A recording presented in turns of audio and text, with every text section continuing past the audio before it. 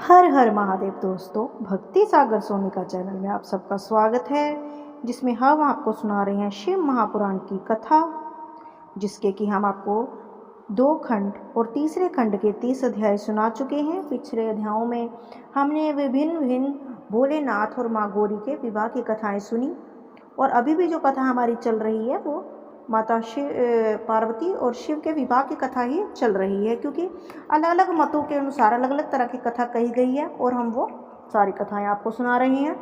पहले 2 प्रकार की कथा सुनाई, अब तीसरे प्रकार में आता है कि भोलेनाथ किस प्रकार औषधि प्रस्थ एक पर्वत था जहाँ पर आकर उन्होंने निवास किया और राजा हिमाचल ने उनका भव्य स्वागत किया, और माँ पार्वती वहाँ पर उनकी सेवा के लिए राजा हिमाचल छोड़ गए थे अपनी सखियों के साथ। वे भी वहाँ पर भोलेनाथ की नित्य पूजा अर्चना कर रही हैं कि कब महादेव प्रसन्न हो और मुझे पत्नी रूप में स्वीकार करें। यहीं पर देवताओं द्वारा अपनी क्रिया की गई और कामदेव को भेजा गया कि शिव मोहित हो जाएं, और शिव ने, क्योंकि 2 बार कामदेव पराजय होकर जा चुका था, लेकिन अब तीसरी बार भोलेनाथ कैसे उसे माफ़ कर दे, तो तीसरी बार भोलेनाथ ने कामदेव को भस्म किया। वो कथा भी आपने पीछे सुनी, और अब हम आगे की कथा सुनेंगे। पीछे की वीडियो देखने के लिए डिस्क्रिप्शन में हमारे पीछे के वीडियो के लिंक दिए गए हैं, वहाँ पे जाकर वीडियोस देख सकते हैं। और आज की कथा में हम आपको बताएंगे किस प्रकार हिरण्यकश्यप और हिरण्याक्ष की मृत्यु हुई और माता दिति दुखी हुई, क्योंकि माता दिति और दिति आपको पता है कि 2 बहनें थी, दोनों राजा कश्यप की पत्नियाँ थी। वज्रडंग का तप, तारकासुर की उत्पत्ति का वर्णन, तारक का वरदान प्राप्त कर लेना और देवताओं पर विजय प्राप्त करना, तारक द्वारा दुखी देवताओं का ब्रह्मा की शरण में पहुंचना, इंद्र की आज्ञा द्वारा कामदेव की शिवजी के पास जाना तथा उसके दूसरे नेत्र की आग्री आदि द्वारा भस्म होना आदि, ये कथाएं आपको हम सुनाएंगे। तो आइए कथा आरंभ करते हैं। 31वां अध्याय आरंभ। इतनी कथा सुनकर सूत जी ने कहा कि हे शौनकादि ऋषियों, ब्रह्मा जी के मुख से यह वृत्तांत सुनकर नारद जी संशक्त हो गए। अब उनका संशय बढ़ गया। प्रार्थना की कि पिताजी आप मुझे तारक दैत्य की कथा भी सुनाइए, क्योंकि ये कथा सुन रहे हैं तो भी पूरी सुनाइए कि ये तारक दैत्य का क्या रोला, क्या स्टोरी है। कामदेव के भस्म होने तथा शिव जी द्वारा गिरजा को पुनर्ग्रहण करने का वृत्तांत विस्तार पूर्वक सुनना है, मुझे शॉर्टकट में नहीं सुनना है। ब्रह्मा जी बोले, पुत्र सुनो, इस कथा को भी सुनो। कश्यप की दिति नामक स्त्री के गर्भ से हिरण्याकश्यप और हिरण्याक्ष नामक के 2 तेजस्वी पुत्र उत्पन्न हुए। उन्होंने अपनी शक्ति द्वारा तीनों लोगों को वश में कर लिया, अत्याचार करने लगे और देवता दुखी हो गए, क्योंकि देवताओं को वो दुखी करते थे। इंद्र का अधिकार छीन लिया था। विष्णु जी ने अवतार लेकर तब हिरण्याकश्यप को मारा तथा भरा अवतार लेकर हिरण्याकश्यप का वध किया। उसी समय सब देवता प्रसन्न होकर विष्णु की स्तुति करने लगे। नारद अपने दोनों पुत्रों की मृत्यु के बाद दिति माता दुखी, माँ तो माँ है, चाहे दानवों की है और चाहे देवों की है।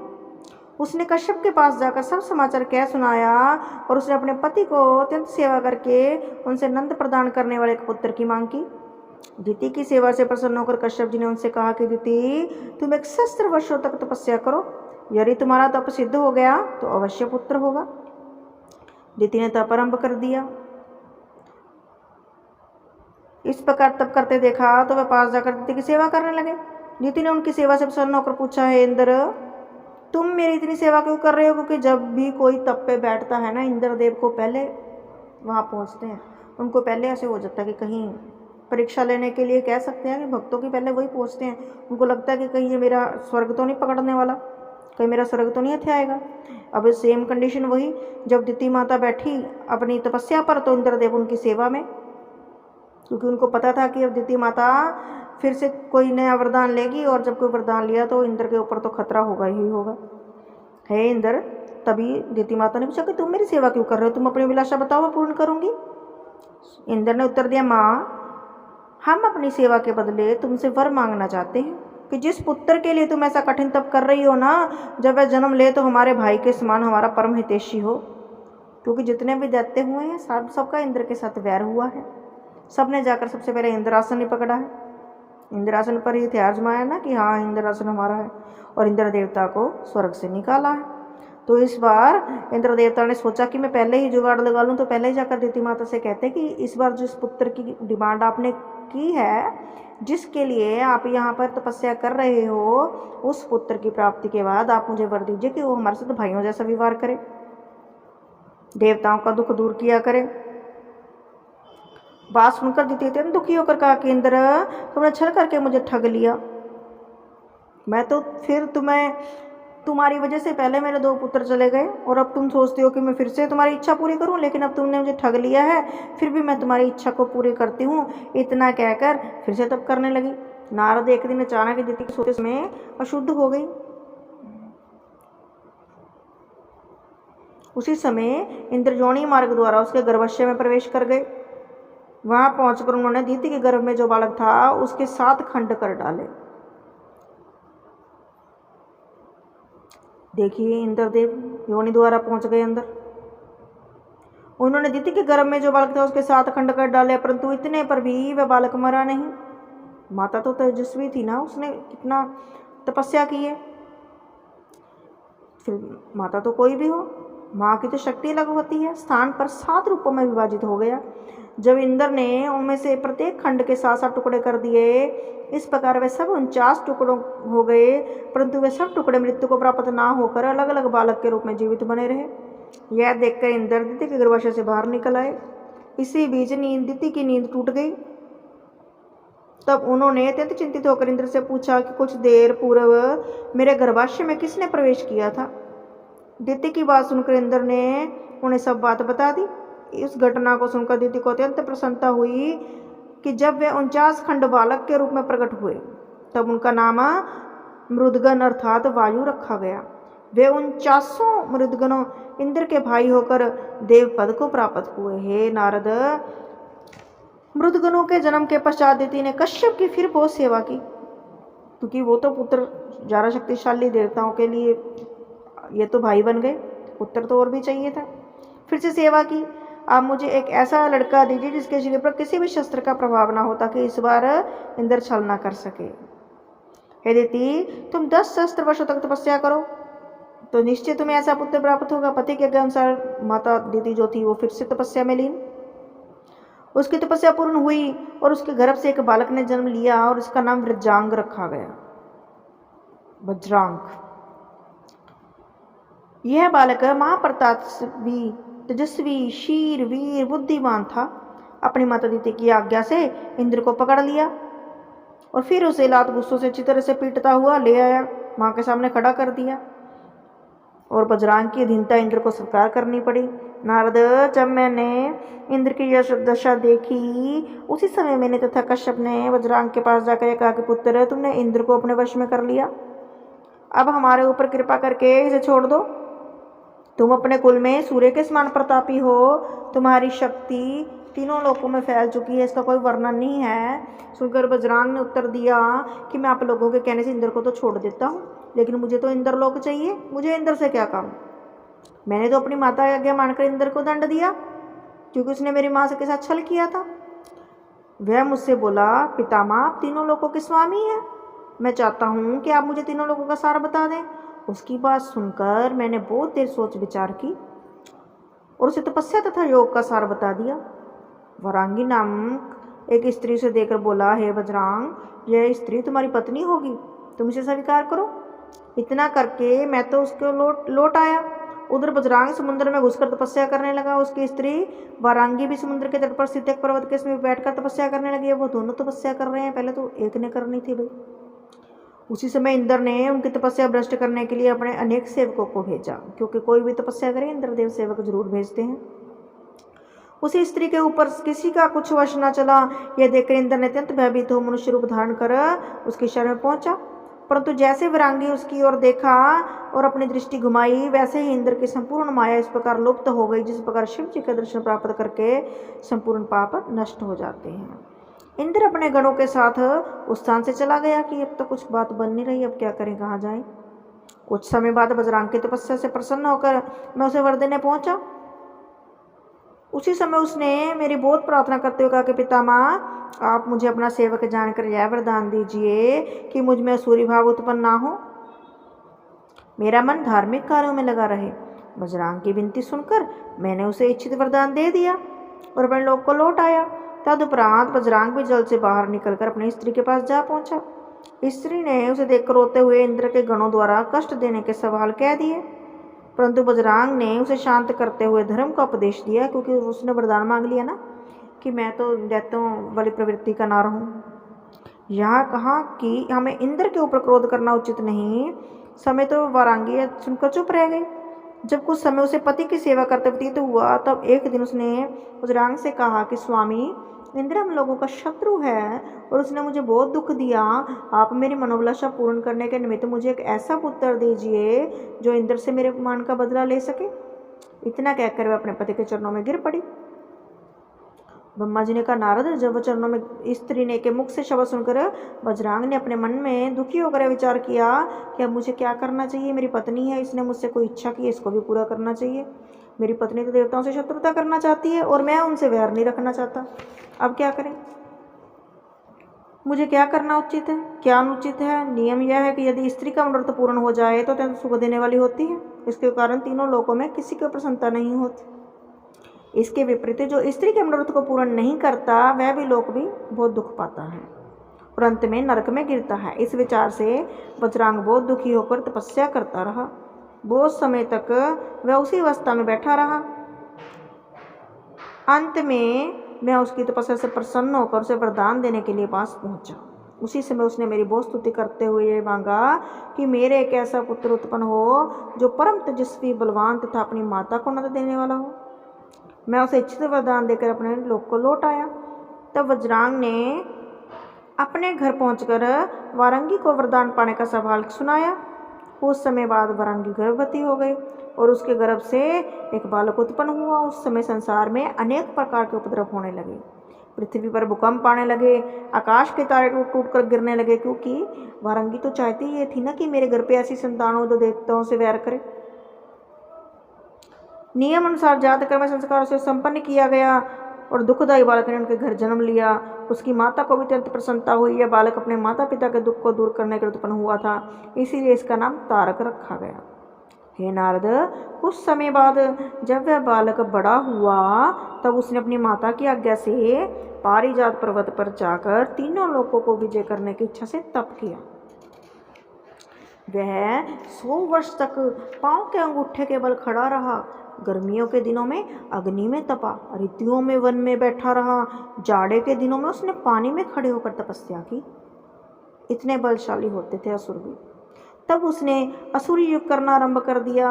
उसने अपने शरीर को काट काट कर अग्नि में हवन करने का व्रत लिया। जब उसकी इस कठिन तपस्या से तीनों लोग जलने लगे, उसी समय सभी देवताओं ने मेरे पास आकर दुख को सुनाते हुए कहा कि हे ब्रह्मा, तीनों लोकों में यह कैसी अग्नि फैल गई? हम सब लोग इसमें भस्म हुए जाते हैं, हमारी रक्षा कीजिए। नारद, देवताओं की प्रार्थना सुनकर मैं विचार किया, शिव जी की माया को किस प्रकार नहीं समझ सका। तब मैं उन सबको अपने साथ लेकर विष्णु जी के पास पहुंचा और विष्णु जी शिव जी की माया को नहीं जान सके। तब हम सब लोग शिव जी के पास पहुंचे और स्तुति प्रणाम करने के उपरांत उनसे कहा कि प्रभु, हम सब आपकी शरण में आए हैं। आप सबसे श्रेष्ठ हैं स्वामी, आप कृपा करके हमारे दुख दूर करें, हमारी प्रार्थना सुनिए। शिव जी ने हंसते हुए कहा, देवताओं, तारक द्वारा कठिन तपस्या हो रही है, इसीलिए तुम्हारी यह दशा हो रही है। देवताओं को दुख देने के लिए उग्र तप कर रहा है वो, इसीलिए हम उसे वरदान देने में संकोच करते हैं। शिव जी के मुख से वचन सुनकर देवताओं ने अत्यंत आश्चर्य में भरकर कहा, प्रभु, आप तारक को वरदान अवश्य दे दें, क्योंकि उसे वरदान देने पर ही इतनी जल्दी नष्ट नहीं होंगे जितने इस समय इस अग्नि से हो रहे हैं। नहीं तो वो इसी तरह से अग्नि जलाता रहेगा और हम तो वैसे ही भस्म हो जाएंगे। प्रभु शिव जी बोले, देवताओं, क्या तुम में से कोई भी इतना बलवान नहीं है जो अपनी माया द्वारा तारक की तपस्या को भ्रष्ट कर दे?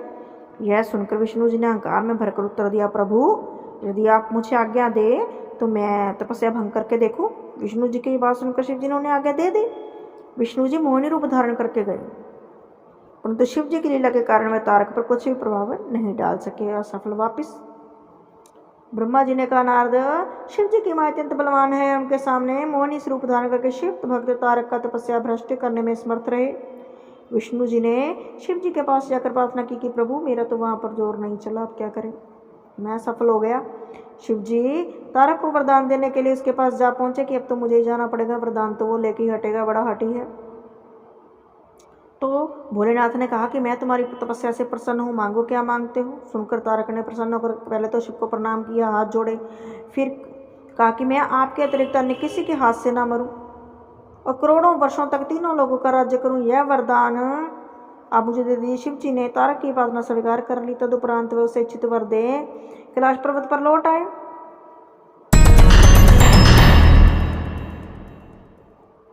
तारक भी शिव जी से वरदान पाकर प्रसन्न हो गया। इतनी कथा सुनकर नारद ने फिर कहा, पिता वरदान पाकर तारक ने क्या किया।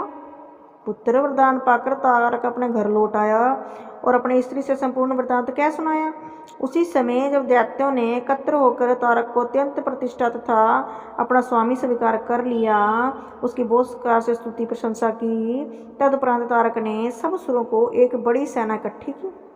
करोड़ों बलशाली सुर योद्धा थे। उस सेना के 10 मुख्य सेनापति थे, जिनके नाम इस प्रकार थे, कुंभक, कुंज, महिष कुंजर, काल, नेमि, निमि, कृष्ण जठर, प्रजम्बुक, शुंभ तथा काल केतु। जो दैत्य संपूर्ण सेना का प्रधान सेनापति थे, उसका नाम था ग्रसन।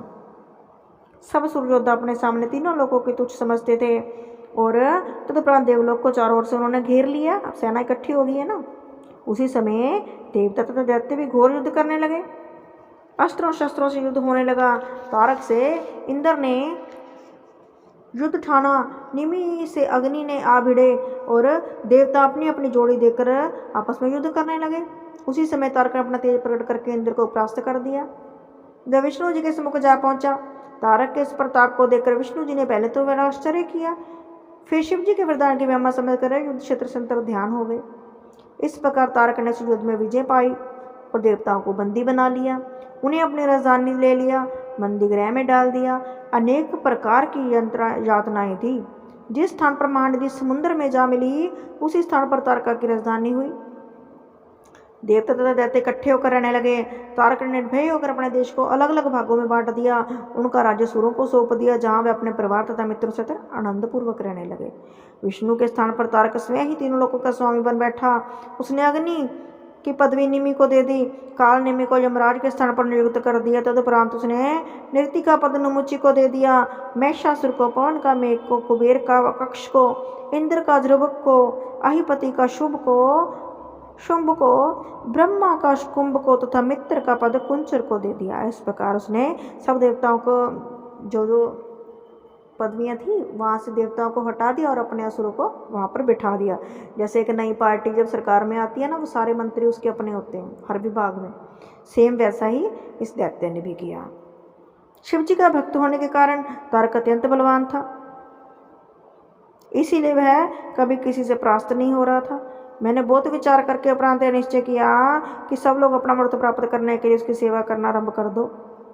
तुम नट का सिर्फ उदाहरण कर उसके पास जाओ और अपने कौशल द्वारा उसे प्रसन्न करो। जब वह प्रसन्न हो जाएगा तो तुम्हें वश छोड़ देगा। सब देवता नट का रूप धारण करके तारक के पास जा पहुंचे। उससे ऐसी बातें की जिनके कारण वह अत्यंत प्रसन्न हो गया। तारक ने देवताओं से कहा कि देवताओं, तुम जो चाहो वो मुझसे मांग लो। सुनकर देवताओं ने प्रार्थना की कि सूरज, यदि आप हम पर प्रसन्न हैं तो बंदीगृह से मुक्त कर दो। उसने स्वीकार कर लिया। सभी साथियों को बंदीगृह से मुक्त कर दिया और अपने लोक को चले गए।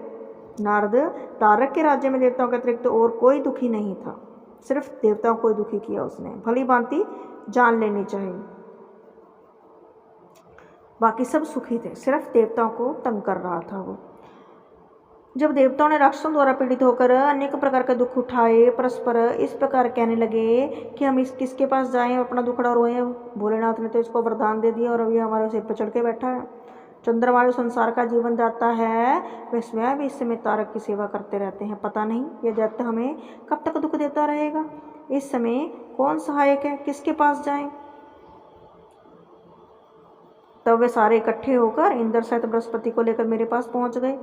देवताओं की प्रार्थना शुरू कर मैंने उनसे कहा कि देवताओं, मैं तुम लोगों को अत्यंत दुखी तथा चिंतित देख रहा हूँ। इंद्र के मुख पर भी कोई तेज दिखाई नहीं देता। पुत्रों, तुम मुझे अपने यहाँ आने का कारण बताओ। मेरी बात सुनकर देवताओं की ओर से बृहस्पति ने मुझसे कहा कि पिता जी, तारक नामक दैत्य ने शिव जी से वरदान प्राप्त कर तीनों लोगों को अपने वश में कर लिया है। उसके भय से सूर्य ने भी अपने तेज को ठंडा कर लिया है। अब क्या करें, सभी ऋतुएं उसकी सेवा में बनी हुई हैं, फल फूलों को उत्पन्न कर उसे संतुष्ट रखती हैं। इंद्र भी उसकी बहुत प्रकार से सेवा किया करता है। इस प्रकार सभी देवता उसके बंधक हो गए हैं। जैसे वो चलाना चाहता है देवताओं को, वैसे ही चलते हैं। अब क्या करें, देव स्त्रियां बहुत समझ बूझकर तोड़ती थी देव वृक्षों को, पत्तियों को, लेकिन अब वहाँ पर राक्षसों का राज है, उखाड़ उखाड़ कर फेंक रहे हैं। जिस समय वह शयन करता है उसी समय देवताओं की स्त्रियां अपने नेत्रों से आंसू बहाती हुई उसकी स्तुति करने को विवश होती हैं। भय से देवता अपने लोक को आंख उठाकर भी नहीं देख सकते। क्या करें, जग का भाग नहीं मिल रहा है। जिस प्रकार सन्निपात हो जाने पर कोई औषधि काम नहीं करती, उसी प्रकार भगवान विष्णु के जिस चक्कर पर हमें बड़ा भारी भरोसा था वह इन दिनों व्यर्थ हो रहा है, क्योंकि कुछ भी असर नहीं हो रहा है उस पर। अब करें तो करेगा। अब देवताओं की प्रार्थना को सुनकर ब्रह्मा जी ने उत्तर दिया कि तारक ने शिव जी से वरदान प्राप्त कर लिया कि उसे शिव जी के अतिरिक्त कोई और नहीं मार सकेगा। यदि शिव जी के वीर्य से कोई पुत्र उत्पन्न हो तो वह ही तारक को मार सकता है। तारक को पता था कि माता सती के जाने के बाद भोलेनाथ तो वैराग में चले गए हैं, ना भोलेनाथ की शादी होगी, ना पुत्र होगा और ना कोई मुझे को मारेगा। इसलिए उसने पहले से ही ऐसा वचन ले लिया कि या तो आप मारो या आपका पुत्र मारे। उसे ये था कि शादी तो होगी नहीं तो पुत्र कहाँ से होगा, सती माता तो गई। क्योंकि पुत्र में पिता का तेज रहता है और उसे पिता का स्वरूप कहा जाता है। परंतु यह बात बहुत कठिन दिखाई देती है। शिव जी हिमाचल पर्वत पर तपस्या तो कर रहे हैं, लेकिन गिरिजा की ओर तो देख ही नहीं रहे। माँ पार्वती उनकी लगातार सेवा में लगे हुए हैं, लेकिन भोलेनाथ तो कह रहे हैं कि अभी और तपस्या करनी पड़ेगी, शादी के लिए तैयार नहीं हो रहे। गिरजा के बिना किसी से तुम्हारा कार्य नहीं चलेगा। मैं तुम्हें एक उपाय बताता हूँ, उसके अनुसार कार्य करो। तुम कामदेव को शिव जी के पास भेजो, वह शिव जी के मन में गिरजा के प्रति स्नेह उत्पन्न करे और सब कार्य सिद्ध हो जाएंगे। मेरी बात सुनकर देवता बहुत स्तुति करते हुए अपने घर को चले गए और इंद्र ने कामदेव को फिर बुलाया और फिर भेजा भोलेनाथ के पास। ब्रह्मा जी ने जो उपाय बताया था उसके अनुसार कार्य किया और कामदेव को कहा कि कामदेव तुम जाओ और जाकर भोलेनाथ को कुछ ऐसा करो जिससे कि वो पार्वती की ओर मोहित हो जाए।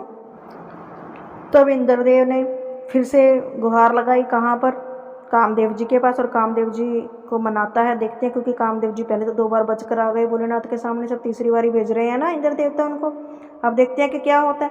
अब इंद्र देवता ने उन्हें फिर से पूरी स्टोरी सुनाई कि इस प्रकार है कि तारक नाम का राक्षस आ गया, उसने हमें बाहर निकाल दिया है। जब तक भोलेनाथ माँ पार्वती पर प्रसन्न नहीं होंगे, विवाह नहीं होगा, विवाह नहीं होगा तो पुत्र नहीं होगा, और पुत्र नहीं होगा तो दैत्य का अंत नहीं होगा।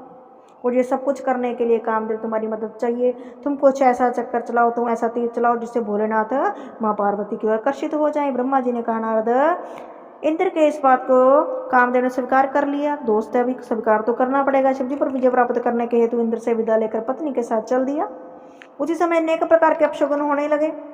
वशीभूत होकर उसने अपने अपशगुनों पर कोई विचार नहीं किया और बसंत आदि अपनी संपूर्ण सेना को साथ लेकर कामदेव जी ने भोलेनाथ पर चढ़ाई कर दी कि चलो हिमाचल पर्वत की ओर प्रस्थान किया। मार्ग में इस बात पर निरंतर विचार करता चला कि मैं शिव जी को पर किस प्रकार विजय पाऊंगा। जब वह शिव जी के समीप पहुंचा, उसी समय उसने अपनी माया द्वारा बसंत ऋतु फैला दी। फैलते हुए स्थान पर चारों रंग बिरंगे फूल हो गए, अच्छा सा मौसम हो गया, मीठे मीठे स्वरों में पक्षी गुनगुनाने लगे।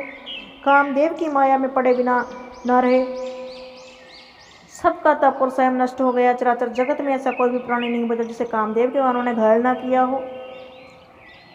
परंतु इसी बीच सब लोगों का विवेक नष्ट हो गया। संपूर्ण संसार तो कामदेव के वशीभूत हो गया, परंतु शिव जी और उनके गणों पर कामदेव का फिर कोई प्रभाव नहीं जिन पर डालने आया है। और लोग मोहित, और भोलेनाथ फिर अपनी समाधि में। कामदेव शिव जी के पास पहुंचा कि ये क्या हो रहा है, मैं तो औरों को मोहित शिव को मोहित करने आया था, ये तो और ही हो रहे हैं। उसी समय उसका संपूर्ण बल नष्ट हो गया, कामदेव की शक्ति क्षीण हो गई। जिस प्रकार नशा उतर जाने पर मनुष्य होश में आ जाता है, नारद, उस समय कामदेव अपने मन में इस प्रकार विचार करने लगा कि मुझसे यह बड़ा अपराध हो गया है।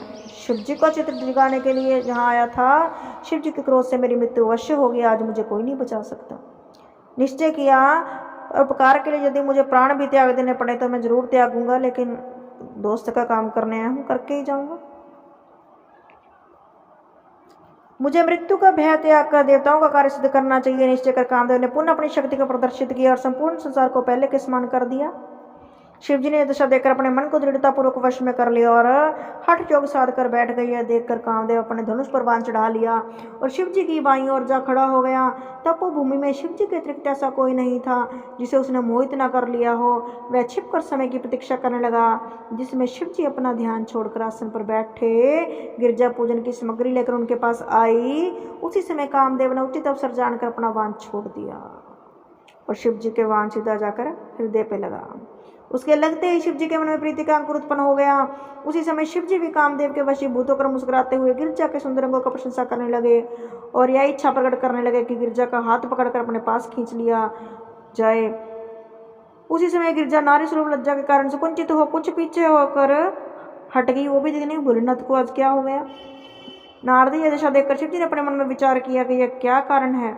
हम स्त्री के द्वारा चले गए हैं। ऐसा कौन सा प्रतापी है जिसने हमें ऐसा आचरण करने के लिए विवश कर दिया। यह विचार ज्यों ही किया दृष्टि घुमाई और क्या देखा कि वृक्ष की आड़ में कामदेव बैठा है। उसी समय शिव जी ने भयानक रूप देखकर तीनों लोगों को अपने लगे प्रतीत होने लगा कि मानो अब प्रलय आएगी। शिव जी ने कामदेव पर क्रोधित हो जैसे ही अपना तीसरा नेत्र खोला वैसे ही कामदेव जलकर भस्म हो गया। उसी समय तीनों लोक में हाहाकार मच गया। देवता अत्यंत भयभीत हो गए कि हाहाकार हो गया, अब क्या होगा।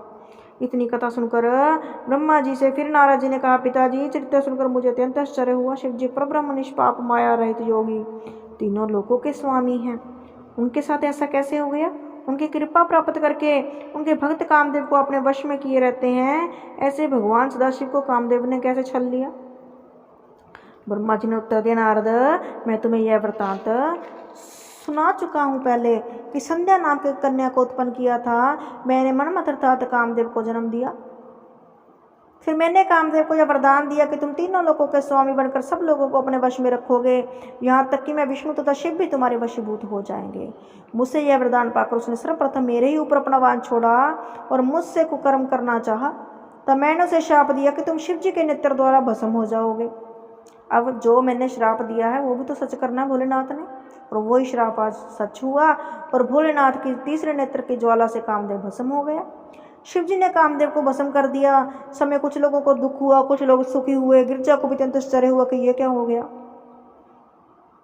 अपने सुंदर का हार त्याग कर मूर्छित हो गई। उनका कमल के समान मुख प्रभात कालीन चंद्रमा के समान तेजहीन हो गया। जब सखियों ने उनकी अवस्था को देखा तो गिरजा का हाथ पकड़कर उनका उपचार करने लगी। तदुपरांत प्राप्त चेतनता प्राप्त हुई। गिरजा अत्यंत लज्जित हो अपने घर को लौट आई। इस घटना के उपरांत शिव जी हिमाचल पर्वत को छोड़कर अपने कैलाश पर्वत पर पहुंचे। शिव जी के चले जाने पर गिरजा की दशा देखकर हर समय शिव जी के चित्रों का ध्यान करती। अब और ज़्यादा मन खराब हुआ माता रानी का कि अब क्या करें। उधर कामदेव की स्त्री रति ने जब अपने पति की मृत्यु को देखा तो वो बहुत प्रकार से विलाप कर उठी और पति के चित्रों का वर्णन करती हुई हाय हाय शब्द उच्चारने लगी। सुध बुध बुला बैठी और अपने पति के शव को संबोधित करते हुए इस प्रकार कहने लगी कि स्वामी, मैंने आपको पहले भी समझाया था कि शिव से वैर ना करें, शिव से वैर ना करें, शिव के क्रोध के भागी हो जाएंगे। और वही बात हो गई। आपने मेरा ध्यान नहीं दिया। मुझे त्याग कर अकेले ही शिवपुरी को चले गए। अब मैं नाथ बनकर रह रही हूँ। आपने जैसा किया उसका फल अच्छी तरह पा लिया। यह नियम है संसार में, जो जैसा कर्म करता है उसको वैसा फल मिलता है। लेकिन अब मैं क्या करूँ। इस प्रकार की बातें कहते हुए रति बहुत विलाप करने लगी। बोलो शंकर भगवान की जय। तो आज हमने सुना 31 से लेकर 35 तक अध्याय, जिसमें हमने देखा कि किस प्रकार कामदेव के भस्म होने पर रति विलाप कर रही है। आगे की कथा सुनने के लिए हमारे साथ बने रहें। यदि आपको हमारी कथा अच्छी लगे तो लाइक, सब्सक्राइब और शेयर जरूर करें। कमेंट बॉक्स में हर हर महादेव ज़रूर लिखें। धन्यवाद।